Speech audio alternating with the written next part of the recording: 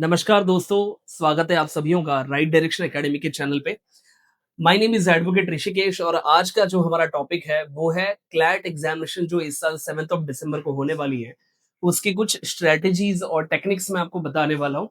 So this is going to be the most important video. इस video में मैं आपको टोटल 20 अलग अलग ट्रिक्स एंड टेक्निक्स देने वाला हूँ। और ये ट्रिक्स एंड टेक्निक्स ऐसे कोई सुपरफिशियल सरफेस लेवल के नहीं है कि मतलब यू शुड हैव कॉन्फिडेंस या फिर I am what I am, इस तरीके के ट्रिक्स और टेक्निक्स नहीं है।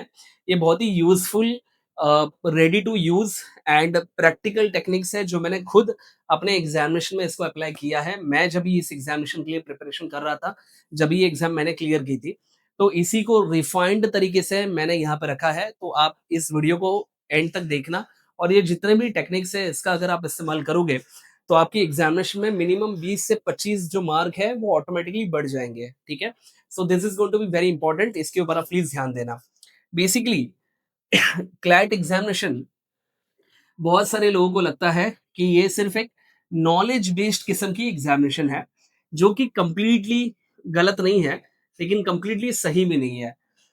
Please remember, CLAT is not just a knowledge based exam, it is also a skill based examination. Okay, मतलब जो लॉजिकल रीजनिंग के क्वेश्चंस है, जिसको हम लोग क्रिटिकल रीजनिंग कहते हैं, या जो इंग्लिश के क्वेश्चंस है, या ओवरऑल जिसमें आपको रीडिंग कॉम्प्रिहेंशन करनी है, तो बेसिकली वहां पे आपके स्किल्स डेवलप होना जरूरी है। कुछ कुछ ऐसे पैसेजेस रहेंगे जिसके बारे में आपको नॉलेज नहीं है, बट फिर भी you will be in a position to attempt some questions, and if you are lucky enough तो आपको पूरे क्वेश्चंस भी उस पैसेजेस के आ सकते हैं। लेकिन कम से कम 3 से 4 क्वेश्चन तो आप आराम से क्लियर कर सकते हो। तो जो चीज मैं बता रहा हूँ, it is basically similar to the concept of driving. For example, अगर आप फोर व्हीलर या टू व्हीलर कैसे ड्राइव करना है ये जानते हैं, तो चाहे आप मुंबई की सड़कों पे चलाए या राजस्थान की सड़कों पे, ड्राइविंग के जो बेसिक्स है वो तो सेम रहेंगे। ठीक है, सो अगर आप एक बार ड्राइविंग सीख लेते हो तो इंडिया के किसी भी रोड्स पे आप गाड़ी ठीक ठाक तरीके से चला सकते हो। तो उसी फैशन में अगर आपने ये स्किल्स को सीख लिया, तो चाहे क्रिटिकल रीजनिंग का पैसेज या पैराग्राफ किसी भी टॉपिक पे आए, इंग्लिश का कोई पैसेज किसी भी टॉपिक पे रहे जैसे कि फिलोसफी या एनवायरनमेंट वगैरह, you will be in a position to attempt them very comfortably. ठीक है, so in short, if you learn the tricks and practise them consistently, you can deal with any unknown passage or unfamiliar piece of information correctly. Once you learn these basics, you can apply these kind of same knowledge to the all sort of questions. Okay, तो इस चीज का आप ध्यान रखना। It is as good as technique. मतलब आपको सिर्फ नॉलेज अगर किसी चीज के बारे में नहीं है, किसी पैसेज के बारे में, तो वहां पे हार मत मान लेना। अगर आपने ये स्किल डेवलप कर लिया है, फिर भी आप उस पैसेज को बहुत अच्छी तरीके से अटेम्प्ट कर सकते हो। अगले पॉइंट पे जाते हैं। ये जो टेक्निक्स है ये फंडामेंटल है, यूनिवर्सल है। मतलब जो भी चीजें हम लोग डिस्कस करने वाले हैं वो आपको क्रिटिकल रीजनिंग में भी लागू होंगी, लीगल एप्टीट्यूड के पैसेजेस में इसका उपयोग रहेगा, इंग्लिश में होगा, जीके करंट अफेयर में होगा। सिर्फ मैथ्स वाला जो टॉपिक है उसमें आप ये कॉमन सेंस नहीं लगा सकते, उसमें आपको कैलकुलेशन करने ही पड़ेंगे। ठीक है, क्रिटिकल रीजनिंग के जो पैसेजेस रहते हैं, basically they try to check your analytical thinking और your logical approach to a specific situation. तो इस चीज का आप ध्यान रखना। Okay, now CLAT has an inclination towards the language called as English, क्योंकि आपका पूरा जो क्वेश्चन पेपर है वो इंग्लिश में आता है। तो अगर आपकी इंग्लिश बहुत कमजोर है, अगर आपकी वोकेबलरी रिच नहीं है, आपने कभी न्यूज़पेपर को टच भी नहीं किया है, तो please remember, take my warning कि क्लैट एग्जामिनेशन आपके लिए टफ जाने वाला है। क्योंकि क्लैट एग्जामिनेशन खुद ही ये डिमांड करती है कि उसमें आपका इंग्लिश एक डिसेंट लेवल का होना चाहिए। इसका मतलब ये नहीं है कि इंग्लिश में आप एकदम फ्लुएंट होने चाहिए तो ही आप क्लैट क्लियर कर लोगे। लेकिन अगर आप इंग्लिश आपकी बहुत कमजोर है, बहुत वीक है, तो आपको एक कॉम्पिटिटिव एडवांटेज नहीं मिलेगा। तो इंग्लिश को इम्प्रूव करना है, इस चीज को ध्यान रखना। In order to achieve a good score in CLAT in general and in logical reasoning in particular, you should have a good command over the English language. Try to improve your English as much as possible with the help of newspaper reading, या फिर आप English के जो news channels है उनको सुन सकते हो, YouTube के वीडियोस देख सकते हो। समहाउ कुछ बुक्स वगैरह अवेलेबल है, somehow you have to try to improve your English. ठीक है, क्लैट का पैटर्न हम सबको पता है। कुल मिला के 120 क्वेश्चंस पूछे जाते हैं, 120 मार्क है और 120 मिनट्स है। इसका मतलब ये है कि इन थियरी हर क्वेश्चन के लिए उन्होंने 1 मार्क दिया है, बट अगर आप ठीक से लॉजिकली सोचोगे तो कुछ-कुछ क्वेश्चंस ऐसे हैं, फॉर एग्जांपल जनरल नॉलेज और करंट करंट अफेयर, उसमें एक तो आपको क्वेश्चन का आंसर पता है या फिर क्वेश्चन का आंसर नहीं पता है। मतलब कंक्लूजन में आने के लिए ज़्यादा टाइम नहीं लगता है। सो अगर किसी स्टूडेंट को जीके करंट अफेयर के किसी क्वेश्चन का आंसर पता है, तो वो मार्क करने के लिए, एनसर्कल करने के लिए it doesn't take more than 10 seconds, बराबर है? तो जो बचे हुए 50 सेकंड आप बचा रहे हो, दैट दो same 50 seconds you can employ in logical reasoning और मे बी इन मैथमेटिक्स। तो इस चीज़ का आप ध्यान रखना। अब ये जो छठवां टिप है, ये बहुत इंपॉर्टेंट है। तो कई बार क्या होता है कि हम लोग क्वेश्चंस की जो टाइम वैल्यू है, उसकी असेसमेंट नहीं करते हैं, ठीक है? Please remember, every question if answered correctly will give you 1 mark, but for every correct question answering every question will consume a different amount of time. मतलब आउटपुट जो है वो फिक्स है, 1 मार्क ही है, लेकिन उसको लगने वाला जो इनपुट है, यहाँ पे इनपुट क्या है? यहाँ पे इनपुट है टाइम गिवन, तो जो इनपुट है वो अलग-अलग लगेगा। कुछ क्वेश्चन्स आपसे 10 सेकंड में आंसर दे देंगे, मतलब 10 सेकंड में अगर आपको 1 मार्क मिल रहे हैं, तो ये बहुत ही अफोर्डेबल डील है। लेकिन कुछ क्वेश्चन्स आपको 70 सेकंड लेंगे, तो ये 70 सेकंड के बाद भी आपको 1 ही मार्क मिलने वाला है। इसका मतलब क्या है कि बेसिकली ये वाला जो क्वेश्चन है वो महँगा है और ऊपर वाला जो क्वेश्चन है वो सस्ता है, ठीक है? तो please remember, you have to assess the time value of the question as well, क्योंकि हर हर क्वेश्चन की कीमत सेम है, लेकिन उसकी जो टाइम वैल्यू है वो अलग-अलग है, ठीक है? So those questions which are tricky, या फिर वो आपको बहुत ज़्यादा टाइम कंज़्यूम कर रहे हैं, या इस तरीके से फ्रेज़ किए गए हैं जिसमें आपको ज़्यादा टाइम लग रहा है, तो उतने समय के लिए तब तक उस क्वेश्चंस को कॉस्टली क्वेश्चन समझ के आप उनको स्किप कर देना, उतने समय के लिए, क्योंकि वो फिलहाल महँगे साबित हो रहे हैं, ठीक है? इस चीज़ का ध्यान रखना। एक और चीज़, क्लैट एग्जामिनेशन में जो क्वेश्चंस रहते हैं उनको दो अलग-अलग डायमेंशंस रहते हैं। पहला ज डायमेंशन ये है कि आप कितना टाइम ले रहे हो, और दूसरा डायमेंशन होता है एक्यूरेसी का। और ये दोनों डायमेंशंस में आपको बराबर से खेलना है। फॉर एग्जांपल, अगर मान के चलिए कि आपने एक्यूरेट क्वेश्चन आंसर करने के चक्कर में क्वेश्चंस को बहुत ज़्यादा टाइम ले लिया, तो अल्टीमेटली 120 मिनट में you can attempt only finite number of questions, जैसे 60, 70, 80। अगर आपने 80 क्वेश्चंस भी अटेम्प्ट कर लिए, जिसमें से ऐसा तो नहीं होगा कि 80 के 80 सब आपके बराबर जाने वाले, ऐसा कोई उतना जीनियस नहीं होता है। तो 80 में से लेट अस अज्यूम कि आपके अगर 12 क्वेश्चंस भी गलत जाते हैं, तो आपका इफेक्टिव स्कोर क्या आ जाएगा? 80 में से 12 गलत गए हैं, इसका मतलब ये है कि 68 क्वेश्चंस आपके सही गए हैं, तो 68 आपको मार्क मिलेंगे। लेकिन 12 क्वेश्चन क्योंकि गलत गए हैं, तो मल्टीप्लाइड बाय 0.25 उस तरीके से अगर आप करेंगे, तो 2.5 मार्क आपके कुछ कम हो जाएँगे। मतलब 68 में से 2.5 मार्क आपका स्कोर कम हो गया, तो आपका इफेक्टिवली जो स्कोर है वो आता है, आप गणित कर लेना, लगभग मेरे ख्याल से 65.5। तो अगर वो स्कोर है, तो ऑलरेडी आप उस रेस के बाहर है। मतलब आपने अगर बहुत सारे क्वेश्चन छोड़ दिए, तो भी आप रेस के बाहर जा रहे हो। व्हाइल एज़ अगर आपने ज़्यादा नंबर ऑफ क्वेश्चन्स अटेम्प्ट करने के चक्कर में एक्यूरेसी की तरफ ध्यान ही नहीं दिया, तो भी आपका वहाँ पे स्कोर कम होने वाला है। सो प्लीज़ रिमेंबर कि क्लैट एग्ज़ामिनेशन में आपको क्वेश्चन्स आंसर करने के 2 डायमेंशंस होते हैं, ठीक है? पहला डायमेंशन है time taken, so how many minutes और seconds you have invested for each question, number of questions you attempt versus number of minutes which you invest. ये दोनों चीज़ें एक दूसरे से पूरी तरीके से इनवर्स है। They are inversely proportional to each other. मतलब जितना टाइम आप ज़्यादा लेते जाओगे, उतने नंबर ऑफ क्वेश्चंस आप कम करते जाओगे, या फिर जितना कम समय आप लोगे, उतने नंबर ऑफ क्वेश्चंस आपके ज़्यादा होंगे। तो इस चीज़ को ध्यान रखना, ठीक है? More the time you invest for each question, less the number of questions which you can attempt, and vice versa. Therefore, please remember, CLAT की एग्जामिनेशन जो है, that is basically a race against the time, ठीक है? तो यहाँ पे ऐसे question जो बहुत ज्यादा टाइम ले रहे हैं, तो हमारा रिकमेंडेशन ये है कि उनको उतने समय के लिए आप स्किप कर देना, क्योंकि आगे जाके always there will be always few question जो कि बहुत आसान होने वाला है, बट क्योंकि आप वहां तक पहुंचे ही नहीं, तो आपको वो मार्क नहीं मिलेंगे। तो इस चीज का आपको ध्यान रखना है। दूसरा चीज है एक्यूरेसी का, number of questions attempted correctly, ठीक है? इतना ही काफी काफी नहीं है कि आपने कितने क्वेश्चंस अटेम्प्ट किए हैं, ये भी जरूरी कि आपने कितने क्वेश्चन सॉल्व करेक्टली किए हैं, ठीक है? Many student who do not clear CLAT examination, that is basically because of the negative marking, ठीक है? इस चीज का आप ध्यान रखना। तो दोनों डायमेंशंस में आपको खरा उतरना है। नाउ एक और चीज ये है, बहुत सारे स्टूडेंट से मैं इंटरेक्शन करता हूँ, तो वो कहते हैं कि उनका स्कोर ही कम है क्योंकि उनका अटेम्प्ट कम है, ठीक है? अब ये अटेम्प्ट कम होने का रीज़न ये होता है, बहुत सारे स्टूडेंट ये आंसर्स को रिकन्फर्म करने में बहुत टाइम लेते हैं। जैसे अगर कोई क्वेश्चन है, क्वेश्चन नंबर 25 और उसका जो आंसर है वो ऑप्शन नंबर सी है, लेकिन फिर भी एक्स्ट्रा श्योर होने के चक्कर में आप ये कोशिश करते हो कि मैं एक बार देख लेता हूँ कि सही में इसका आंसर सी ही है या ए, बी और डी में से भी कोई सही लग रहा है। अब आपने सी इस नतीजे पे आप पहुँच गए कि सी सही है, लेकिन फिर भी आप एक्स्ट्रा श्योर होने के चक्कर में आप ए, बी और डी को फिर से असेसमेंट करते हो और डबल ट्रिपल बार श्योर होने के बाद फिर सी को आप कागज पे उतारते हो कि भाई क्वेश्चन नंबर 25 का आंसर सी है। नाउ इसमें क्या हो रहा है ना कि डबल चेकिंग में या अपने आप को रीएश्योर करने के चक्कर में आपका टाइम जा रहा है, ठीक है? तो एग्जामिनेशन हॉल में रीएश्योर करते मत बैठना और इसका मेन रीजन क्या है कि आपने मॉक्स अगर सॉल्व नहीं किए हैं तो ये फिनोमेना आपको समझ में नहीं आएगा, ठीक है? So in an actual examination hall many times we take more time to confirm reconfirm whether we are answering the questions correctly or not. तो इस चीज से आप बचिएगा।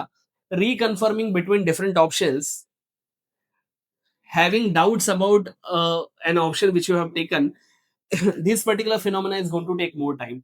This is the reason we run short of time at the end. Once you are sure about an answer, do not spend more time on options, reconfirming and reassuring yourself. अब directly उसको mark कर देना और अगले question पे चले जाना। तो इस चीज का ध्यान रखिएगा, ठीक है? 9th पॉइंट है answering the reading comprehension requires application of common sense which is not common and not always the knowledge. मतलब अगर आप देखना कि बहुत बार एलिमिनेशन मेथड से भी आप करेक्ट आंसर्स के ऊपर आ सकते हो। अगर आपने थोड़ा सा टाइमलाइन का भी ख्याल रखा है तो टाइमलाइन को भी अगर मद्देनजर रखोगे अलग अलग ऑप्शंस के पॉइंट ऑफ व्यू से तो भी आपको उसके जो सही आंसर है वो समझ में आएंगे, ठीक है? सो please remember that it is not important to understand the exact meaning of every word or sentence to answer the questions, especially in the form of critical reasoning and English. Even if you do not understand the contents of the passage, but फिर भी आप 2 से 3 question आराम से उसको attempt कर लोगे अगर आपने उसको एक बार पढ़ लिया है तो। This is just merely on the basis of common sense, ठीक है? तो अगर आपको कोई पैसेज का पूरा समरी समझ में नहीं आ रहा है, कोई बात नहीं, आप पढ़ो और एटलीस्ट क्वेश्चंस को अटेम्प्ट करने की कोशिश करो। Please remember you have to do the purposeful reading, मतलब do not read to complete the passage, read to understand it. इसको कहते हैं पर्पसफुल रीडिंग। अगले पॉइंट पे जाते हैं। there are generally two types of methodologies which you can employ in order to attempt the CLAT examination. पहला method ये है कि भाई पहले पैसेज पढ़ो पूरा और उसके बाद फिर क्वेश्चंस को पढ़ना स्टार्ट करो, मतलब क्वेश्चंस को पढ़ो और क्वेश्चंस के जो आंसर है वो आप मार्किंग करो। दूसरा एक तरीका ये होता है कि पहले आप क्वेश्चंस पढ़ लो और फिर पैसेज को पढ़ो ताकि आपको पता चलेगा कि एग्जैक्टली क्या चीज फाइंड करनी है, ठीक है? ये भी तरीका सही है, ये भी तरीका सही है, दोनों चलते हैं बट इट डिपेंड्स कि आपने कौन से तरीके से प्रैक्टिस की हुई है। So both the methods will work. It is up to you to decide which method is to be employed. Try both to decide which technique works best for you. तो ये चीज आपको मॉक टेस्ट के माध्यम से ही पता चलेगी, ठीक है? फिर 12वां पॉइंट है newspaper reading is the key. Newspaper reading से आपके 2-3 फायदे होते हैं। पहला है जनरल नॉलेज और करंट अफेयर तो आपका बिल्डअप हो ही रहा है, प्लस आपकी जो रीडिंग कॉम्प्रिहेंशन है उसकी भी प्रैक्टिस हो रही है, ठीक है?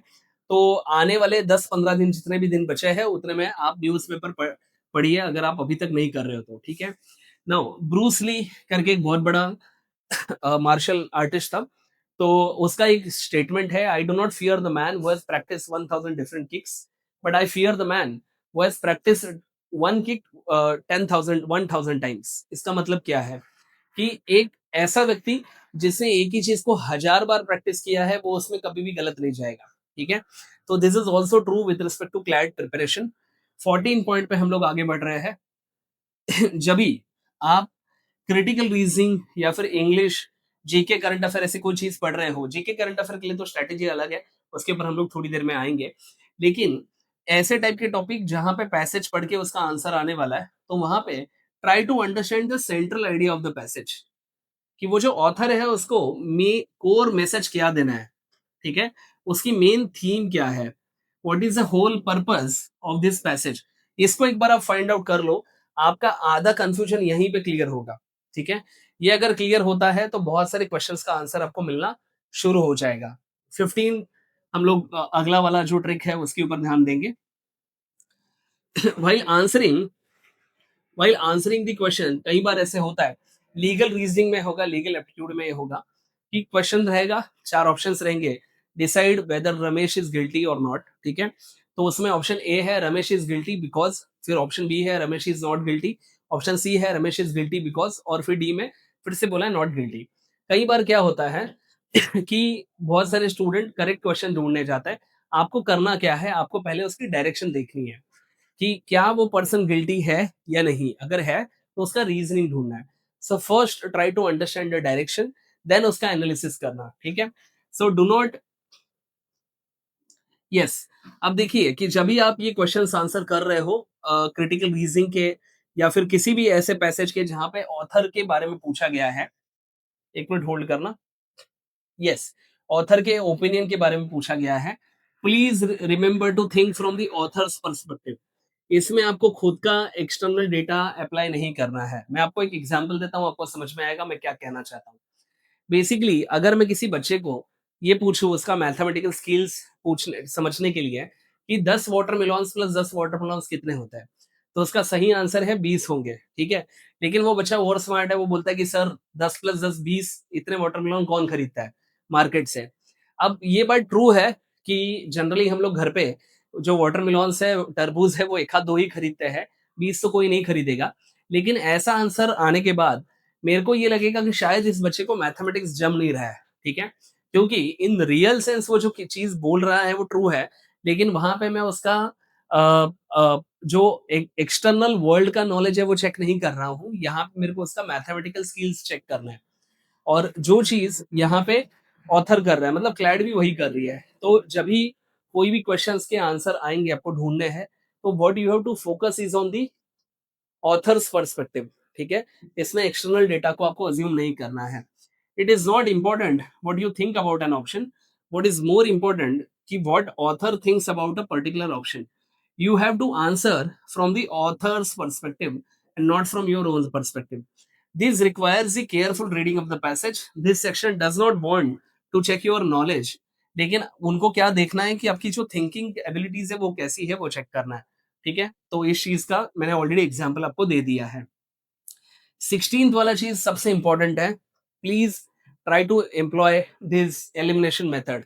फिर से इसको एक बार पढ़ लेना, ये बहुत ज्यादा इंपॉर्टेंट है। This is a super effective method to deal with all the kind of MCQs. आपने कौन बनेगा करोड़पति का कोई ना कोई एपिसोड देखा होगा केबीसी का। इसमें एक लाइफलाइन आती थी 50-50, इसमें दो जो गलत सवाल है वो हट जाते थे। तो ये वही है एलिमिनेशन मेथड। बहुत सारे लोग क्या गलती करते हैं कि एग्जामिनेशन मतलब जब भी देते हैं तो वो लोग आंसर फाइंड करने की कोशिश करते हैं, करेक्ट आंसर, जबकि एक्चुअली टेक्निक ये है कि आपको रॉन्ग ऑप्शंस को ढूंढना है और उसको एलिमिनेट करना है। प्लीज रिमेंबर कि 4 में से 3 ऑप्शंस गलत होने वाले हैं और एक ऑप्शन सही होने वाला है। सो एक ऑप्शन रेयर है, उसको मिलना डिफिकल्ट है, बट 3 ऑप्शंस गलत है वो ज्यादा मिलेंगे। तो गलत ऑप्शंस को एलिमिनेट करना आसान रहता है एज कंपेयर टू सही ऑप्शंस को ढूंढना, ठीक है? तो एलिमिनेट करते जाओ, जो बचेगा वो सही रहेगा। So try to find what is not a correct option, then focus on the remaining option. It is similar to a 50-50 kind of a lifeline in KBC. First, eliminate those options which are wrong and then focus on those options which you find might be correct options. ठीक है?